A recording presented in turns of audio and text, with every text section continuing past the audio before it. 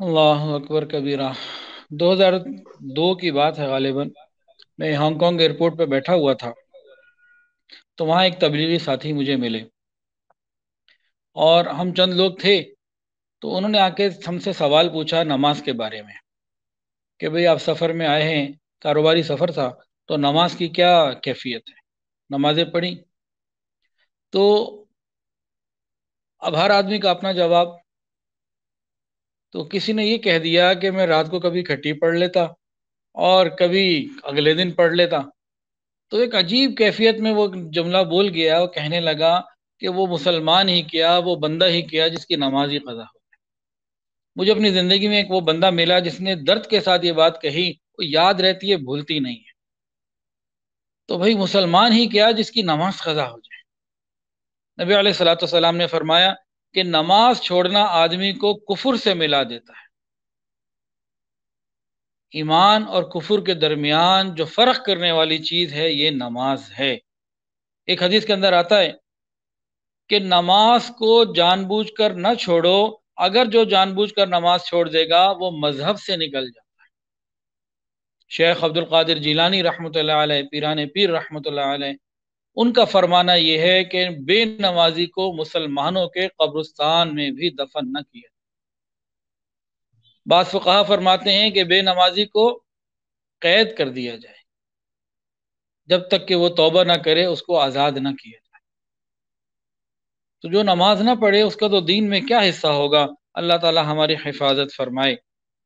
نبی علیہ الصلوۃ والسلام نے ارشاد فرمایا کہ جس شخص کی ایک نماز بھی اگر فوت ہو جائے تو وہ ایسا ہے جیسے اس کے پورے گھر کا مال و اسباب لوٹ لیا گیا ہو اور اس کے گھر والے انتقال کر گئے ہوں، سب کچھ اس کا ختم کر دیا گیا ہو، بالکل اس کا معاملہ خراب کر دیا گیا ہو، ڈاکو آئیں، مال اسباب سب لے جائیں، یہ پریشان حال بیٹھا ہو، ایک نماز کو قضا کرنے کا یہ حال۔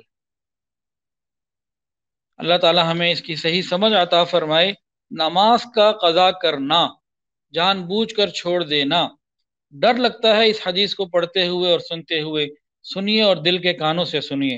نبی علیہ الصلوۃ والسلام نے فرمایا کہ جو شخص نماز کا اہتمام کرے گا، قیامت کے دن نماز اس کے لیے نور ہوگی، قیامت کے اندھیرے میں نماز نور ہوگی، حساب کتاب کے وقت حجت ہوگی اور نجات کا ذریعہ ہوگی۔ تین باتیں فرمائیں، اور فرمایا کہ جو نماز کا اہتمام نہیں کرتا، نماز قضا کر دیتا ہے، کبھی پڑھتا ہے کبھی نہیں پڑھتا، کبھی جیسے آپ نے بتایا جمعے کے جمعے پڑھ لیتا ہے یا نماز میں کسی قسم کی کوتاہیاں کرتا ہے، اس کے بارے میں نبی علیہ الصلوۃ والسلام نے اتنے سخت الفاظ بتائے ہیں، رحمت للعالمین، رحمت للعالمین کی مبارک زبان سے اتنے سخت الفاظ آئے ہیں کہ بیان کرتے ہوئے بھی دل لرز رہا ہے۔ سنیے اور دل کے کانوں سے سنیے۔ آقا نے فرمایا جو نماز کا اہتمام نہ کرے اس کے لیے قیامت کے دن نہ تو کوئی نور ہوگا، نہ اس کے پاس کوئی حجت ہوگی اور نہ نجات کا کوئی ذریعہ ہوگا۔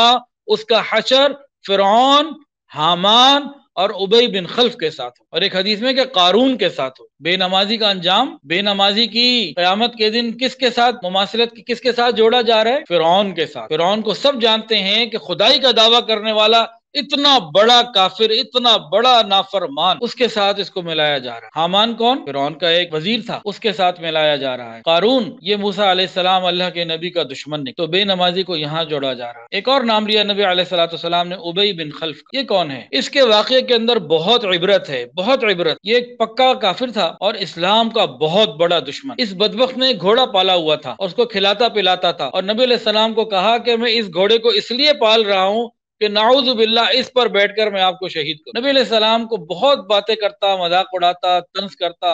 ایک مرتبہ رحمت للعالمین کی مبارک زبان سے ایک جملہ نکلا، آپ نے فرمایا کہ تو مجھے کیا مارے گا، میں ہی تجھے ماروں۔ خیر غزوہ احد کا موقع آیا اور یہ گھوڑے پہ سوار تھا اور یہ چاہتا تھا کہ کسی طریقے سے حضور پاک صلی اللہ علیہ وسلم کو نعوذ باللہ شہید کر دیا جائے، اس کی کوشش میں تھا۔ نبی علیہ السلام پر نظر پڑی، قریب آیا، صحابہ نے چاہا کہ ہم اس کو دور سے نمٹا دیں، نبی علیہ السلام نے سب کو منع کر دیا، فرمایا آنے دو، اس کو میں دیکھ۔ یہ نبی علیہ السلام کے قریب ہوا، آپ نے ایک صحابی سے ایک برچھی کوئی چیز لی، اس کو نشانہ مارا، ذرا سا کہیں گردن پہ ہلکی سی خراش آ گئی، معمولی سی۔ اب اس نے وہاں سے پیچھے دوڑ لگائی، گھوڑے سے گرا، بار بار گرا، گرتے پڑتے اپنے کفار کے لشکر میں گھسا۔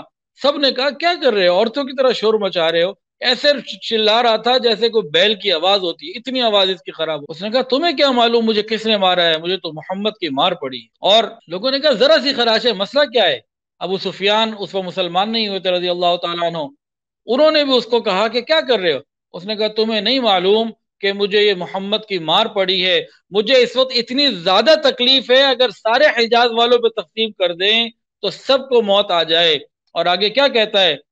ابو سفیان نے پھر کہا کہ بھائی ذرا سی خراش ہے، تو اس نے کہا بڑی بات کو سنو، نبی علیہ الصلوۃ والسلام محمد رسول اللہ اگر میرے اوپر تھوک بھی دیتے تب بھی خدا کی قسم اور لات و عزا کی بھی قسمیں کھائی کہ مجھے ضرور موت آ جانی۔ اتنے بڑے کافر کے ساتھ بے نمازی کے انجام کی خبر سنائی جا رہی ہے۔ یہاں ہمارے لیے عبرت کی بات ایک اور ہے، وہ کیا؟ ایک کافر کو تو یقین ہے کہ رسول اللہ صلی اللہ علیہ وسلم کی مبارک زبان سے جو بات نکلی وہ پوری ہونی ہے۔ ہمیں ایک یقین کیوں پورا نہیں آتا کہ نبی علیہ السلام نے بے نمازی کے بارے میں اتنی باتیں بتائی ہیں؟ اللہ ہماری حفاظت فرمائے۔ اور ایک حدیث کے اندر آتا ہے ایک شخص جو نماز کو قضا کر دیتا ہے، ایک نماز قضا کرنے کے اوپر گو بعد میں وہ اس کو ادا بھی کر لے، 2,88,00,000 سال جہنم کی سزا ہے۔ اللہ اکبر کبیرہ۔ اور فقی ابو اللیث سمرقندی رحمۃ اللہ علیہ نے کتاب قرۃ العیون میں لکھا ہے، نبی علیہ السلام کا ارشاد نقل کیا ہے کہ جو شخص ایک فرض نماز بھی جان بوجھ کر چھوڑ دے اس کا نام جہنم کے دروازے پہ لکھ دیا جاتا ہے، یعنی ایک دفعہ تو اس نے جہنم آنا ہی ہے۔ ہاں یہ ہے کہ سچی پکی توبہ کر لے، اگلی نماز قضا نہ ہونے دے، پچھلی ادا کا اہتمام کرے تو پھر اللہ مہربانی